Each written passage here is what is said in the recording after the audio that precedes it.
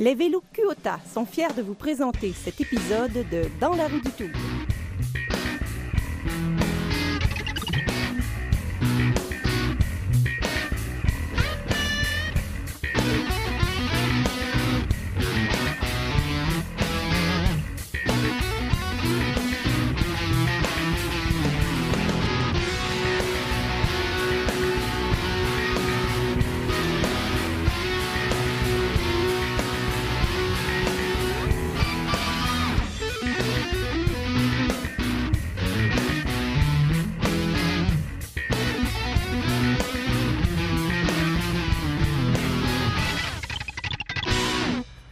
À l'émission Dans la roue du Tour aujourd'hui, on vous emmène dans cette chaîne de montagnes fabuleuses que sont les Pyrénées. Bonjour à tous, ici Yvan Martineau, j'espère que vous allez bien. Au menu aujourd'hui, vous allez voir, c'est assez alléchant. On se délecte dans une chocolaterie qui a déposé un brevet spécial en 1910. On s'envoie en l'air en parapente et en route, nous visiterons un musée du vélo dans le Gard. Et parlons cyclotourisme maintenant, preuve que la Fédération française de cyclotourisme et ses comités départementaux nous permettent de s'organiser nous-mêmes, sans difficulté, d'inoubliables séjours à vélo. On participe à la 51e, j'ai bien dit, la 51e randonnée des Comminges. Alors, bienvenue, merci d'être là et bonne émission.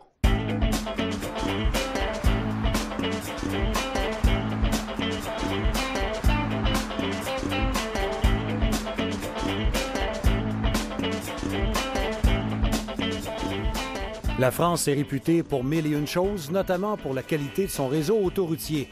Qui connaît toutefois des bouchons monstres lorsqu'est venu le temps des vacances? Mais puisqu'on peut difficilement y échapper, ça nous donne le temps de rêvasser à la prochaine destination. Nous sommes donc dans la région de la Haute-Garonne. La Haute-Garonne s'étend de Toulouse jusqu'à la frontière espagnole, à travers le Comminges, les Pyrénées, le Midi. En fait, au sens large du terme, on parle vraiment de la région du Midi-Pyrénées. On compte de nombreuses cathédrales romanes et gothiques, des châteaux forts. Le canal du Midi est dans la région de la Haute-Garonne. Il y a 110 000 étudiants, 10 000 chercheurs dans 4 pôles universitaires dans cette région-ci. Et c'est pas d'hier que ça bouge dans le secteur. Déjà, au 1er siècle avant Jésus-Christ, on troquait le blé de la région contre, devinez quoi, du vin italien.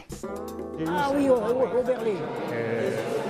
Je lui dis, moi, il n'est pas question que je veuille accompagner quoi que ce soit, parce que moi, je ne suis pas de taille à l'essuie, les gars, RPC. Oui. Je m'en doutais.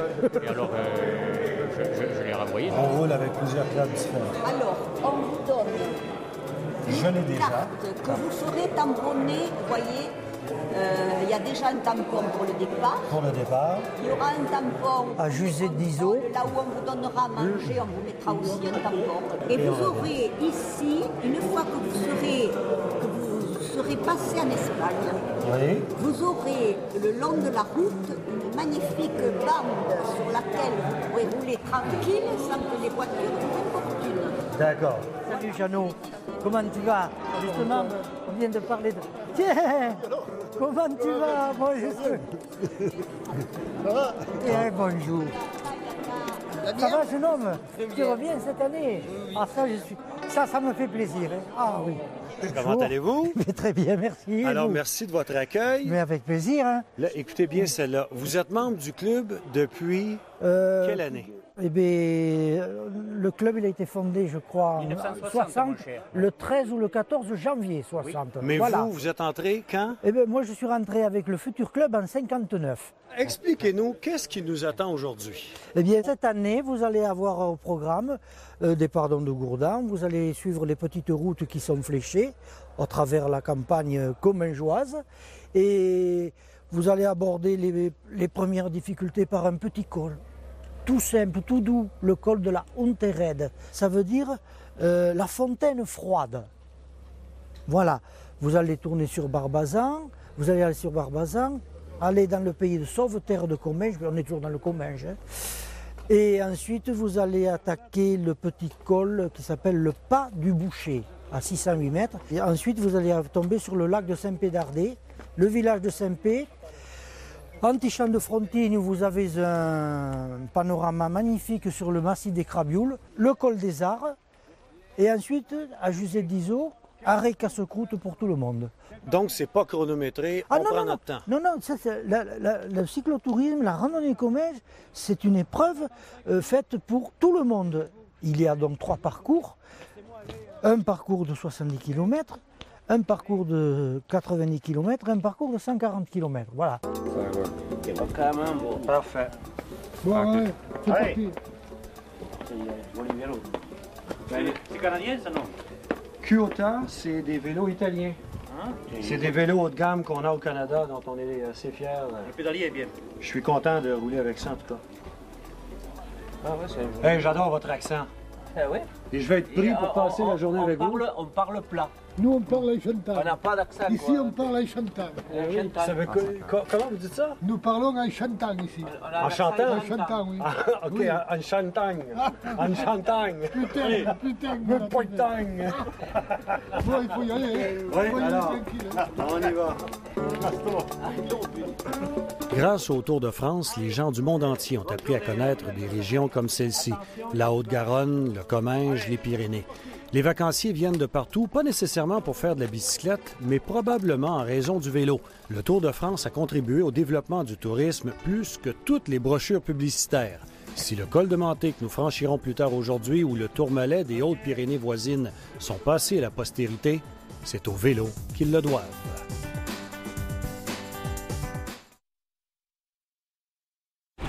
Sublime. Des routes comme ça, il y en a beaucoup, Pour nous, vos toutes petites rues étroites comme ça, c'est un pur délice. Ah ouais? Ah oui. Nous nous élançons donc de Gourdan-Polignan.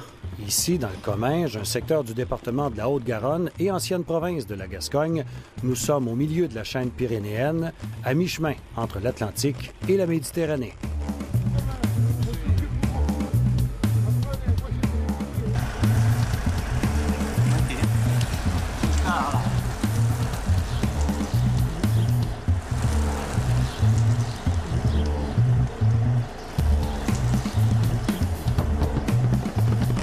Alors, on a quelques kilomètres pour s'échauffer sur le plat avant d'attaquer ces montagnes-là devant.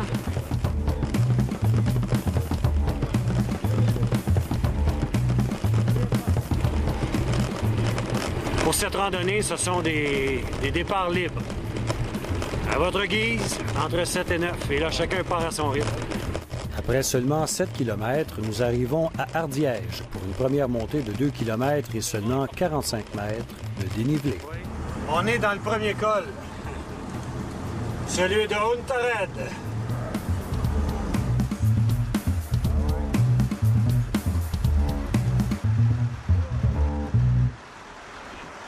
Lorsqu'Henri Desgranges, le fondateur du Tour de France, a fait savoir aux 136 inscrits du Tour de 1910 que la course passerait par les Pyrénées pour la première fois, 26 d'entre eux se sont désistés sur le champ.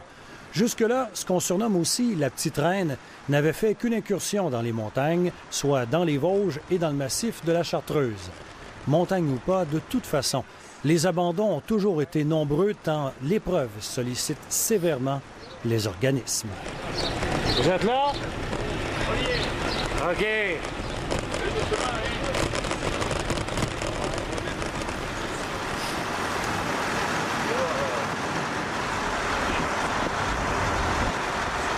Plus tard, au cours de cette randonnée et au cours de notre séjour, nous passerons par Luchon. J'en salive déjà.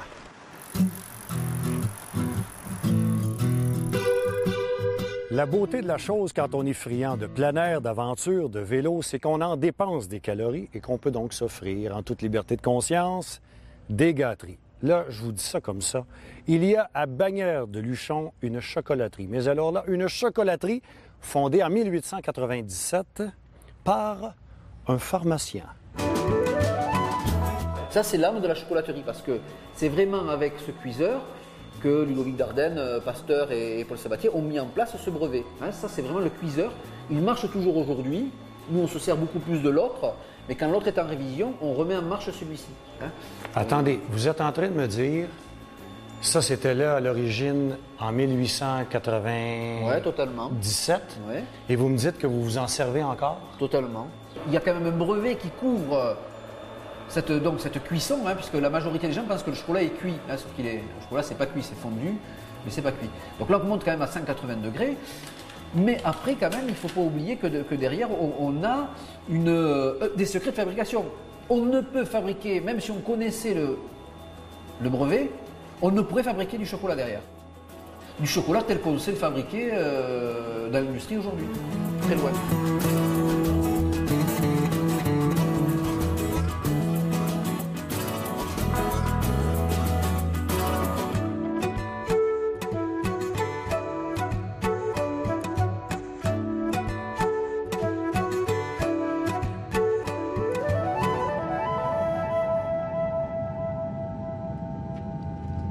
Ce n'est pas encore du chocolat. Ça sera du chocolat au bout de 18 heures. 18 heures. 18 heures de conchage. Et la beauté de la chose, c'est devenu une entreprise familiale. C'est devenu une entreprise familiale. Comment c'est arrivé? Alors, c'était déjà une entreprise familiale. Hein. Monsieur et Madame Dardenne, donc, avaient cette entreprise depuis toujours et avaient, lorsqu'on l'a reprise, 97 et 99 ans. Nous l'avons achetée au décès du fondateur. En fait, il ne voulait pas la vendre, il ne voulait la céder à personne et mourir avec. Et on a eu la grande chance de pouvoir l'acquérir.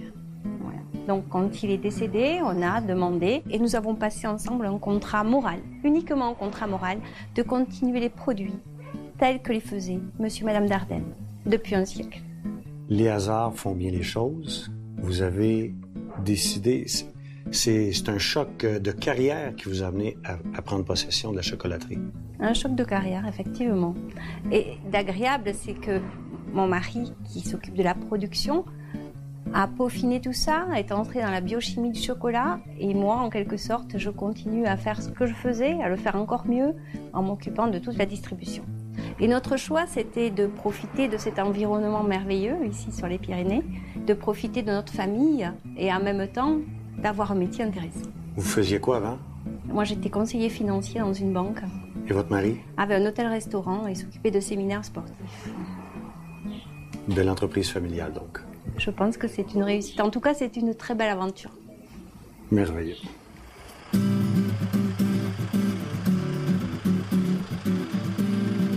Nous sommes en pleine escalade du col des Arts. Un autre joli petit col avec une montée de 5 km et près de 200 mètres de dénivelé. En 1910, pour sa première incursion dans les Pyrénées, le Tour de France est passé précisément ici. Depuis, les coureurs sont venus au col des Arts à plus d'une trentaine d'occasions.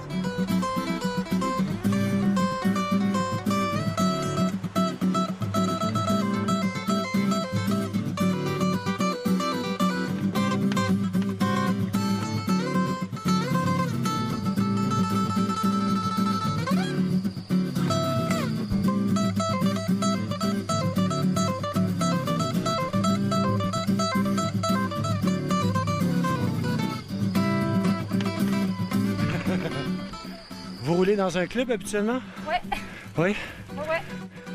Et votre mari en fait aussi? Oh oui, mais mon mari, il fait.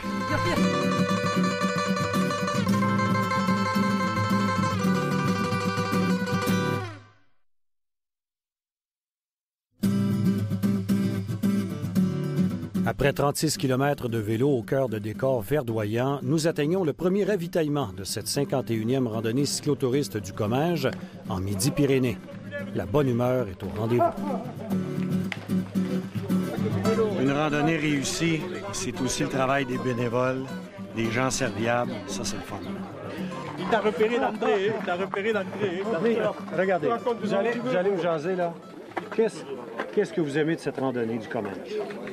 En principe, nous, on est des Pyrénéens. En principe, les Pyrénéens, ils aiment la montagne. Mais plus on vieillit, et plus la montagne commence à être dure. Un Québécois qui viendrait ici, qu'est-ce que vous lui vantez dans les paysages? Qu'est-ce que vous trouvez de beau? La montagne.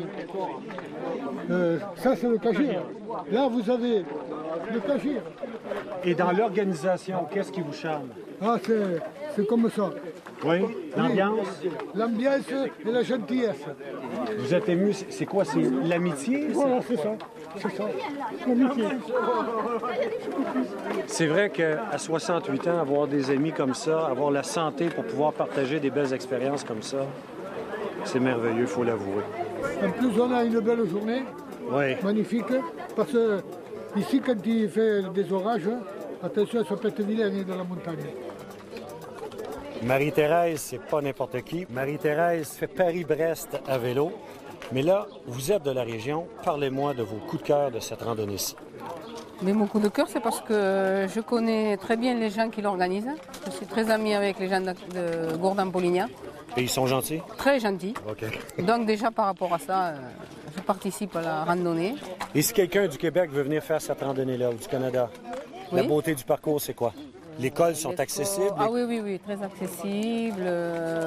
Tout est beau, la verdure, le paysage, la montagne. Quels sont vos coups de cœur, vos attraits de la région? Moi ici, le coup de cœur, c'est le col du Menté. Le col du Parce Menté? que le Menté, moi je l'adore très bien. C'est un joli col et j'aime bien sa descente sur Saint-Béat, dans la vallée là, qui arrive à Saint-Béat. Donc c'est une magnifique... voilà, les descentes assez sinueuses. Et quelqu'un qui vient du Québec, il y a plein de parcours dans la région Ah ou il y a oui. seulement cette randonnée-ci? Oh non, il y en a plein. Alors vous êtes en train de nous dire qu'il faut revenir. Ah oui, je pense.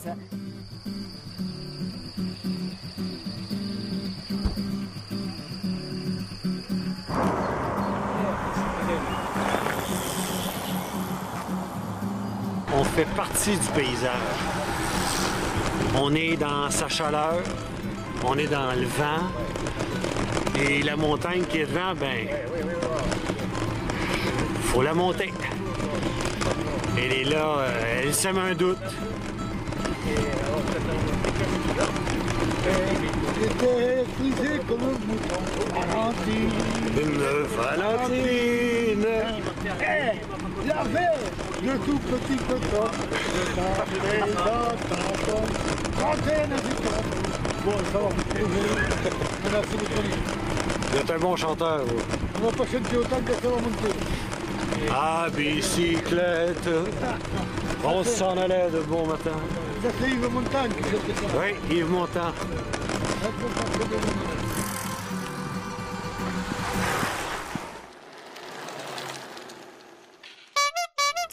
Bonjour, Cathy Saint-Laurent. Bonjour, Yvan.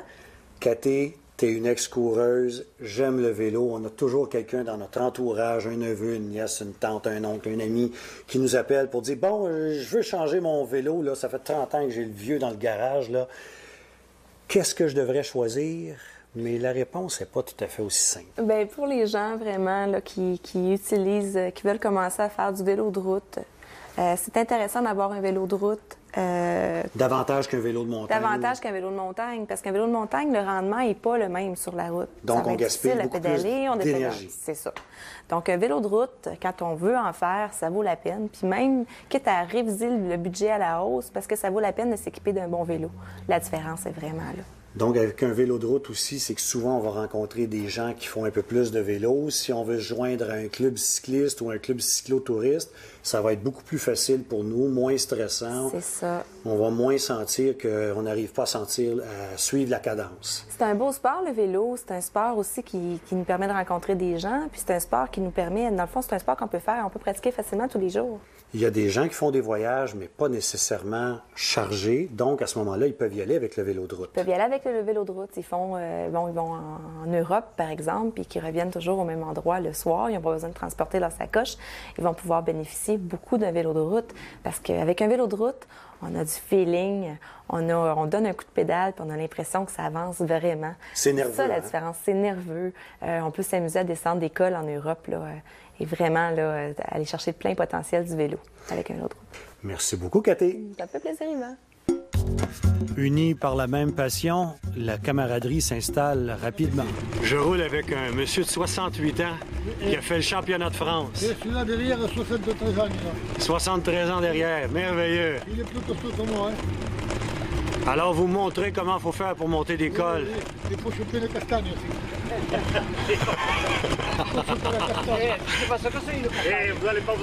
Une cascagne? Une castagne. Une castagne. Non, c'est quoi? Ça vient du patois.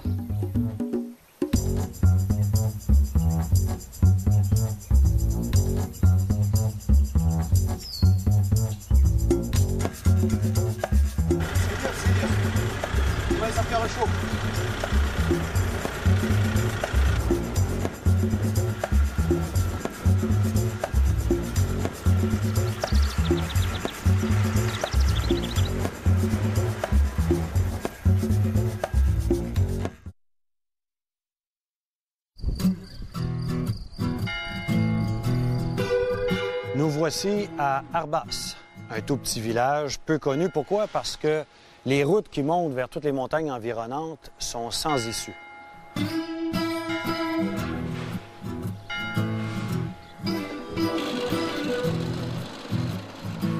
Arbas est un tout petit village pastoral qui respire la douceur de vivre.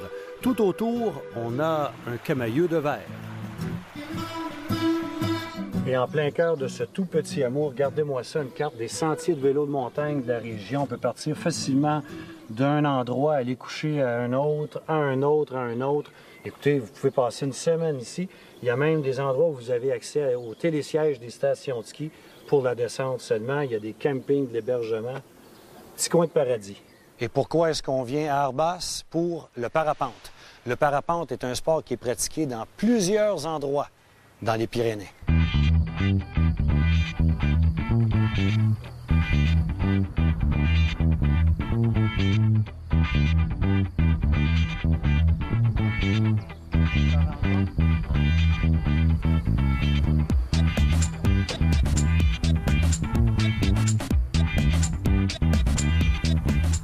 Descendre en planant, on en a pour entre 10 minutes et un quart d'heure.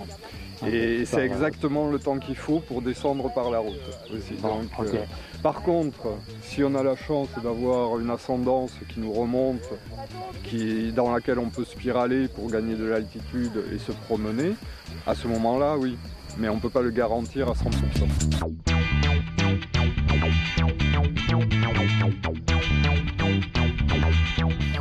Est-ce que c'est normal que j'ai les muscles du corps au garde à vous tendus comme les cordes du premier violon? Oui, c'est très émotif, très émotionnel comme activité. Donc, et c'est encore pire au décollage.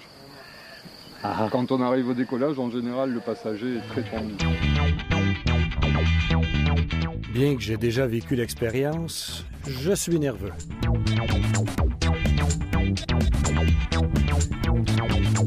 Pour l'avoir vécu déjà au-dessus de Chamonix, autour du Mont-Blanc, c'est une douce euphorie quand on est dans les airs comme ça. Pour vous situer, l'invention du parapente, ça remonte à 1965 et souvent on peut rester dans les airs longtemps, comparativement au parachutisme, parce qu'on peut profiter des courants d'air chaud et le record de gain d'altitude est de 4000 et quelques mètres. C'est assez impressionnant. Le principal plaisir du vol biplace, c'est de partager notre passion et d'ouvrir le monde aérien à n'importe qui, en fait. Ouais, on n'est pas trop dans l'adrénaline, hein. On est plutôt dans l'observation du milieu, dans profiter de notre vol, là le partage en biplace, mais l'adrénaline, c'est sûr, notre premier vol, c'est toujours impressionnant. Monsieur doit venir chercher un petit peu d'adrénaline, mais... Un peu, oui, aussi. Mais c'est mon premier vol. C'est surtout la sensation de voler autre qu'avec des moteurs, dans des avions ou des choses comme ça, quoi. Juste avec le vent. Pas de bruit, ça va pas trop vite. Je pense que ça doit être mortel, entre guillemets, comme on dit. Donc la première phase de construction d'aile, on partira en marchant. D'accord. La deuxième phase, toi tu continues toujours d'avancer. Tu auras un point de mire très très loin. Toujours en marchant. Toujours en marchant. Et soit je te dis, dans cette phase de contrôle, stop, on s'arrête, et dans ce cas-là, tu vas rester sur tes appuis. Ok. D'accord, on n'avance plus. Soit je te dis, c'est bon, on y va. Et là, tu cours, on courira le plus longtemps possible. En fait, on risque de courir même en l'air.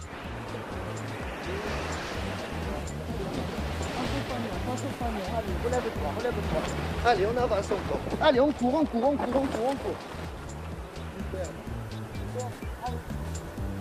En bout de ligne, les conditions n'ont pas été propices en après-midi et je n'ai pas pu m'envoler. Mais d'avoir tout simplement passé l'avant-midi à regarder les autres s'envoyer en l'air constituait déjà un régal.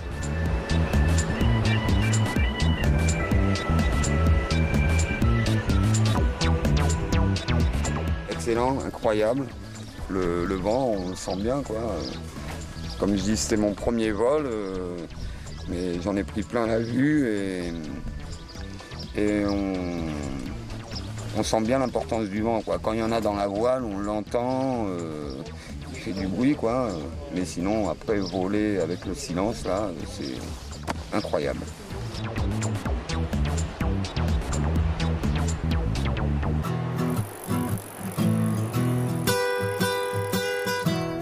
Bonjour Marie-Claude. Bonjour Yvan. On passe un merveilleux séjour de vélo, de loisirs dans les Pyrénées, mais il fait beau. Alors parlons coup de soleil. C'est quoi vraiment un coup de soleil? Un coup de soleil va survenir quand l'eau au niveau de la peau s'évapore, ce qui va causer une déshydratation et des brûlures. Vous êtes une pharmacienne, vous êtes une professionnelle, on va en profiter. On soigne ça comment? Alors, pour réhydrater la peau, on va utiliser une crème ou une lotion hydratante, non parfumée et hypoallergène autant que possible.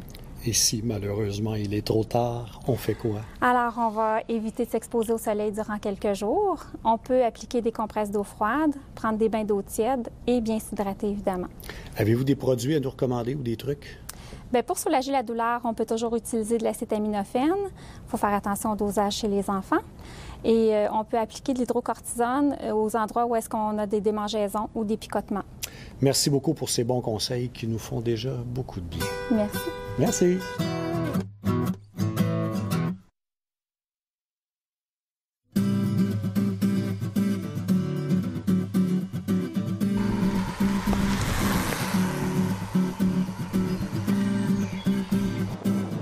La journée se déroule agréablement bien à cette randonnée du Comminges. Un petit col n'attend pas l'autre.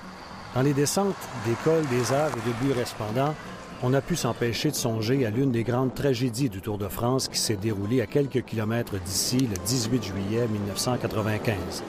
Dans la descente du Portet d'Aspet, l'Italien Fabio Casartelli a chuté et est décédé. Il était marié, avait un bébé. Parmi ses coéquipiers, il y avait le meilleur Canadien de l'histoire à la Grande Boucle, Steve Bauer, et un jeune Américain qui allait plus tard dominer son sport, Lance Armstrong.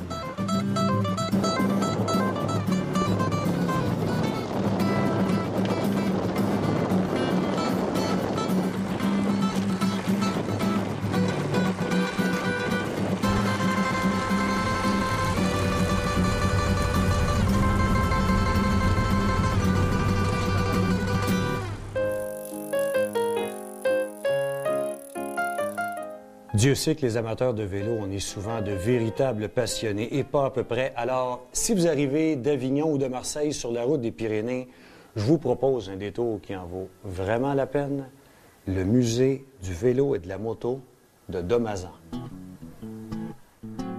Alors, découvrons ce musée avec M. Raymond Henry, un spécialiste en la matière. Le cyclotourisme, ça a commencé comment? Eh bien, le cyclotourisme a commencé en réalité en 1865 avec le voyage des frères Olivier de Paris à Avignon pour se rendre compte si ce nouvel engin était vraiment viable et si on pouvait le commercialiser, le produire et le commercialiser. Qu'est-ce que ce vélocipède a de particulier? Alors ce vélocipède est ciselé, c'est une pièce très rare et il a appartenu à Yves Montand. À bicyclette, on s'en allait de bon temps. Tout à fait, voilà. Pardonnez-moi. Il a appartenu à Yves Montand et on pense qu'il lui a été offert à l'occasion de la chanson que vous venez de fredonner. Parfait. Et ici, qu'est-ce qu'on a? Alors ici, c'est un Granby Renard, 1878. Alors comme vous voyez, la roue avant est très grande, tellement grande, elle mesure 2,25 m, qu'on a été obligé de faire un système de parallélogramme déformable pour pouvoir pédaler. Il y a aussi des jambes étrières qui sont actionnées par le guidon de manière à pouvoir monter ou descendre. Moi qui ai de la difficulté à changer une simple crevaison, l'ingéniosité des gens au fil des années, c'est impressionnant. Oui. Alors ici, c'est une bicyclette Tero de 1904. C'est une lévocyclette, c'est-à-dire une bicyclette à levier. Le mouvement est alternatif. Il n'est pas rotatif comme dans un vélo ordinaire. Et on a des vitesses? Et il y a 8 vitesses. Tout est basé sur le principe des leviers. Pour changer de vitesse, on tourne la poignée qui est ici. On tourne cette poignée. Et cela fait varier le point d'ancrage de la chaîne. Comme je le disais, tout est basé sur le principe des leviers. Ici, on a quoi maintenant? Ici, c'est une rétro-directe à 2 vitesses. La vitesse de plein, on pédale en avant, et la roue tourne à une certaine vitesse. Lorsqu'on est au pied d'une côte, on pédale en arrière. Et on a une vitesse moins grande. Donc 2 vitesses, sans levier, sans câble, c'est très robuste. Thierry, merci beaucoup.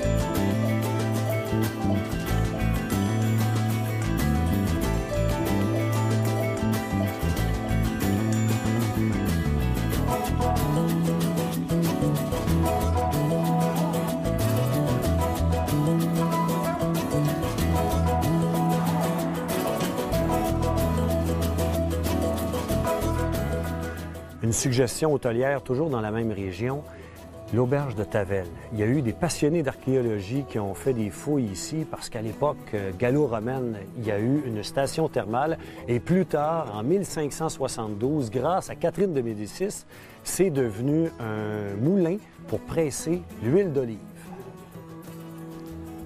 Non seulement l'endroit est coquet et rustique à souhait, la jeune propriétaire chaleureuse, mais au terme de tout un été de tournage à travers la France, la table de l'auberge de Tavel a été l'une des plus mémorables.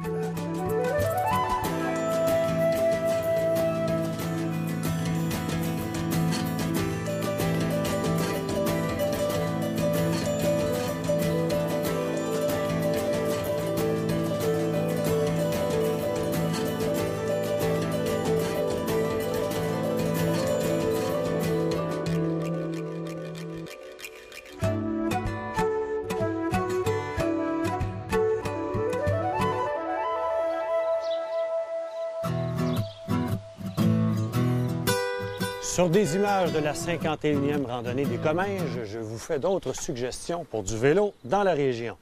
Et sur le plat, à votre rythme. D'abord, le canal de Garonne. C'est une piste cyclable. Le trajet est jalonné d'écluses, un peu comme le canal de la Chine à Montréal. On peut rouler de Toulouse ou de Saint-Bertrand-de-Comminges ou de Saint-Gaudens. On passe par plusieurs villages riches de leur passé, avec les Pyrénées en toile de fond au loin. Autour de Toulouse aussi, le canal du Midi qui fait maintenant partie du patrimoine mondial de l'UNESCO. On peut le parcourir autant à pied, à vélo qu'en péniche. Et pour du vélo de montagne, en France on dit du VTT, dans les Pyrénées, vous trouverez plein de parcours, plein d'itinéraires sur le site de la Fédération française de cyclotourisme, section Pyrénées-Comminges.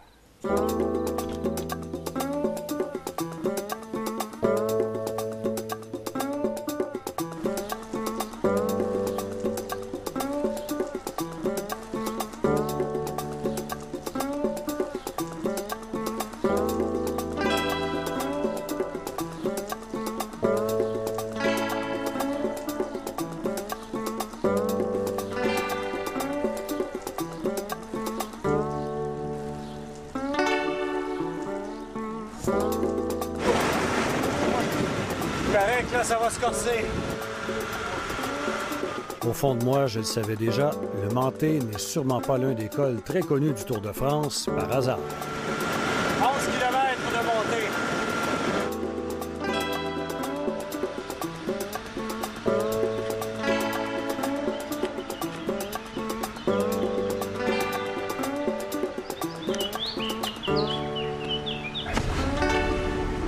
Armstrong montait des cols comme ça à 90-95 tours minute. Science-fiction.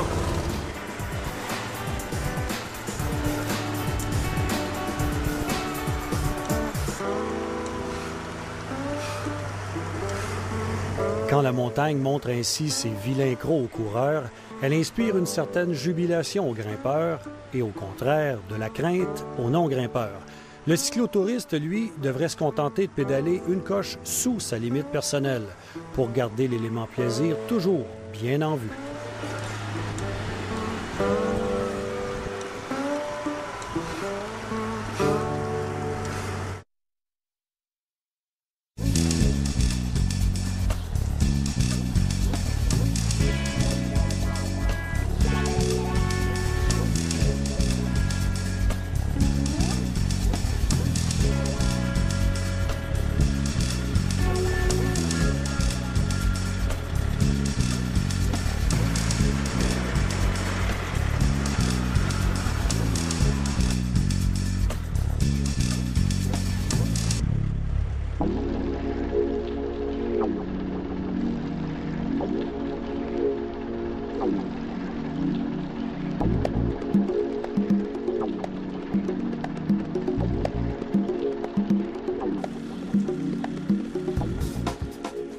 Et voilà, c'est fait, un col du Tour de France, le col de Manté, et dire qu'à l'époque, dans les années 50, le chemin ne montait pas jusqu'en haut, ça se terminait par un chemin forestier en terre, en roche. Fallait le faire quand même, hein? Sinon, ça fait monter. Sur la Manté. Alors, le col de Manté. Ouais. Merci.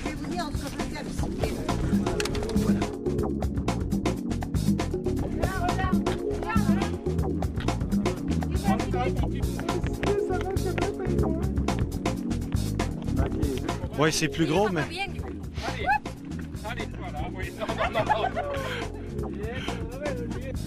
OK, là, je pense que c'est bon dans 3, 2, 1... Alors, je vous présente Francine, avec qui j'ai fait un bout de chemin tout à l'heure. Tout à l'heure. Il roule bien, le petit. Oui. Et c'est quoi l'expression pour dire que votre mari, il roule fort? Il roule fort? Il roule dur. Il roule dur. Non, vous avez dit non. Vous avez dit mon mari fait dur. Oui, fait dur, oui. Elle a dit son mari fait dur. Il m'a dit, ça ne peut pas dire la même signification au Canada. Non, au Québec, ça ne veut pas dire la même chose. Mais elle voulait dire que son mari, c'est un dur à vélo, qu'il roule fort. Voilà. La randonnée cyclotouriste du Comminges nous réservait une autre belle rencontre. L'écrivain cycliste Pierre Roch, qui nous raconte son premier contact avec le Tour de France qui est passé tout près de chez lui lors du deuxième tour d'après-guerre, soit en 1948. Gino Bartali et Jean Robic se livraient alors un duel épique. Bartali, c'était le paysan toscan, assez carré d'épaule, solide. Et Robic, c'était un petit gars avec une tête assez grosse, et ils montaient tous les deux côte à côte. Mais ce qui m'a frappé le plus, c'est que je les ai trouvés tous les deux tout petits. Et je vais vous dire pourquoi. Et ça, c'est un souvenir que j'ai encore, parce que je les vois toujours, c'était en 48, et je les vois comme si c'était d'hier. Hein. Et vous savez, je ne voyais, moi, le Tour de France que sur les journaux de l'époque. Il n'y avait pas de télévision, bien sûr, et les coureurs étaient photographiés en gros plan, pleine page. Et tout d'un coup, je les ai vus dans la nature, en 3 dimensions, et c'est pour ça qu'ils m'ont semblé petits. Parlez-moi maintenant de votre randonnée des Comminges. La randonnée du Comminges, c'est quelque chose de modeste, de régional, chaleureux, mais en même temps de traditionnel. Et nous tenons à essayer de garder cet esprit. D'ailleurs, vous avez dû vous rendre compte sur la route que ça se passe à la bonne franquette, comme on dit chez nous. Dites-moi en 30 secondes les beautés de la région. Pourquoi on devrait venir ici? Et il me laisse 30 secondes pour évoquer les beautés de la région, mais c'est fou. Bon, ce sont les Pyrénées centrales, et elles ont leur spécificité. C'est un monde différent de celui des Pyrénées atlantiques, différent des Pyrénées orientales, même de l'Ariège.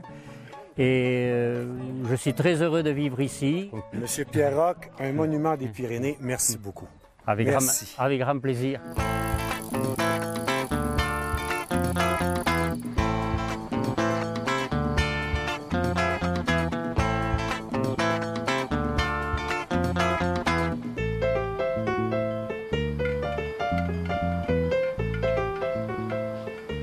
Bienvenue à l'Hôtellerie des Cèdres de Villeneuve-de-Rivière.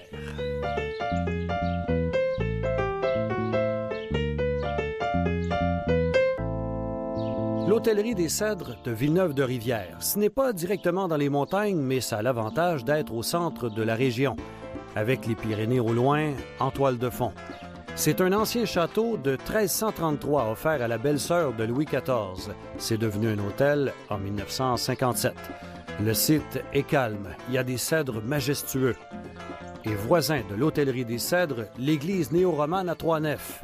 On l'a remise en valeur pour permettre une illumination exceptionnelle et jugez, c'est réussi.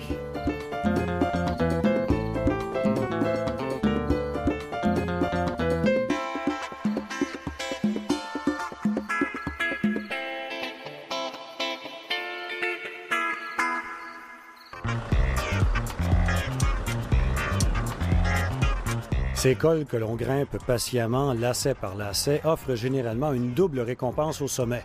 Un panorama bien gagné et une descente bienvenue. Sauf quand on dévale les pentes lors de la course cycliste la plus suivie au monde.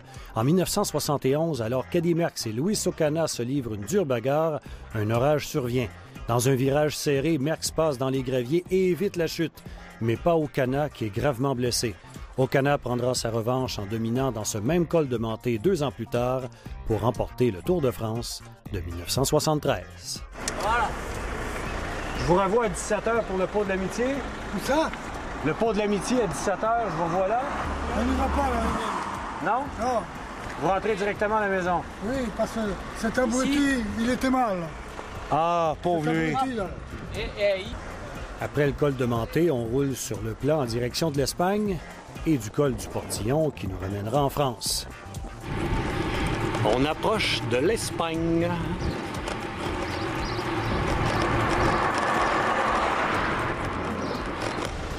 Hey, la frontière avec l'Espagne. Le soleil frappe fort, là.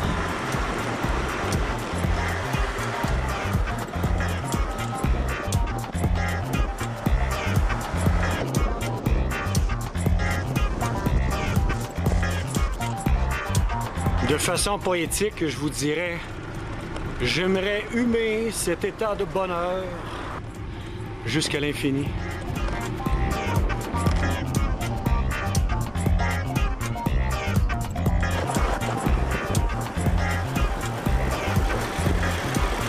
La vieille frontière, le vieux pont.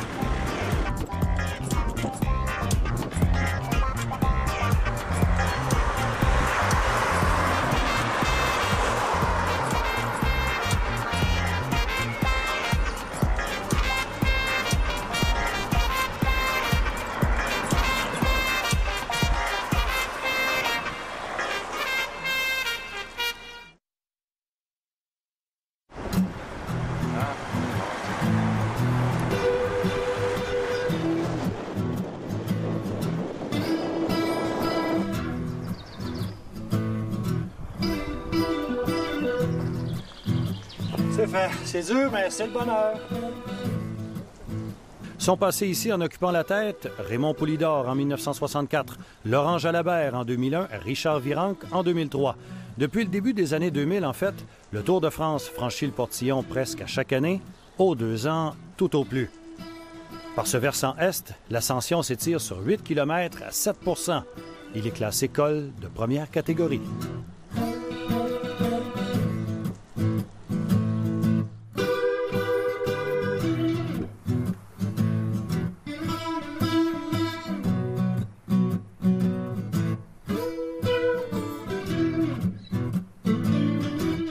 Le col du Portillon, merci. C'est apprécié. Tu sais que c'est un peu grâce à toi qu'on peut faire des randonnées comme ça. Là, c'est dur. Mais allez pas croire qu'on joue les super-héros. On se fait plaisir, là. On aime la bécane. Alors, c'est le bonheur.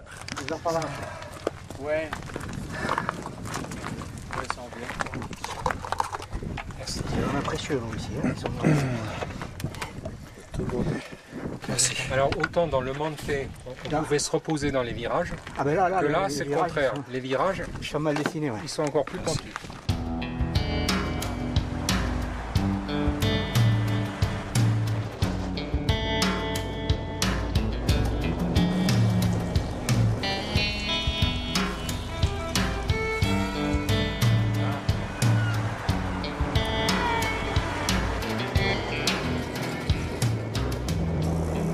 La descente sur Luchon est de 8 km à 8,4 %.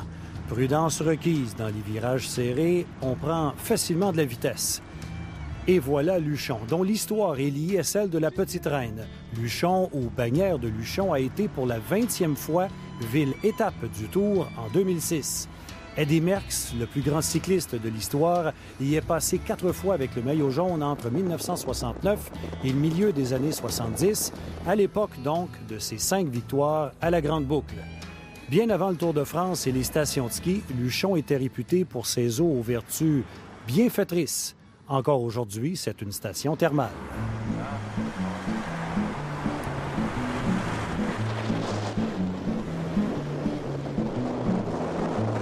Jean, vous êtes d'où? Du Gers, l'Armagnac. Ah, d'Artagnan. Oui. Ah, OK, d'accord. Vous êtes venu au Québec? Oui. qu'est-ce que vous tracez comme comparaison avec le parcours qu'on est en train de faire aujourd'hui? Le Québec, c'est très boisé, et puis on était à la saison où les érables changeaient de couleur. C'était magnifique.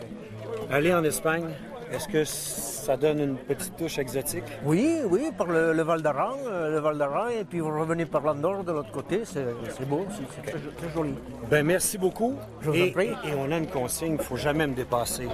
Il faut que je fasse semblant de gagner la course. Ah, mais c'est que vous m'avez dépassé, je vous ai Non, vu. non, impossible. Une randonnée en parfait accord avec les principes du cyclotourisme, belle organisation, gentillesse des gens qui prenaient le temps de savourer les paysages. Et j'ai été impressionné par la moyenne d'âge de ces gens qui s'attaquaient aux Pyrénées. Vraiment, il faut le faire. Un souvenir inoubliable. Merci à vous et bonne chance à la randonnée des Comminges. Et merci à vous d'être venu et de l'avoir revalorisé par votre présence. Ça me fait plaisir et on est encore plus fiers de dire qu'on a des petits cousins dans les Pyrénées et dans le Comminges. Et nous, de grands amis au Canada. Merveilleux. À tous, à la semaine prochaine pour une autre belle randonnée de vélo. Et merci beaucoup.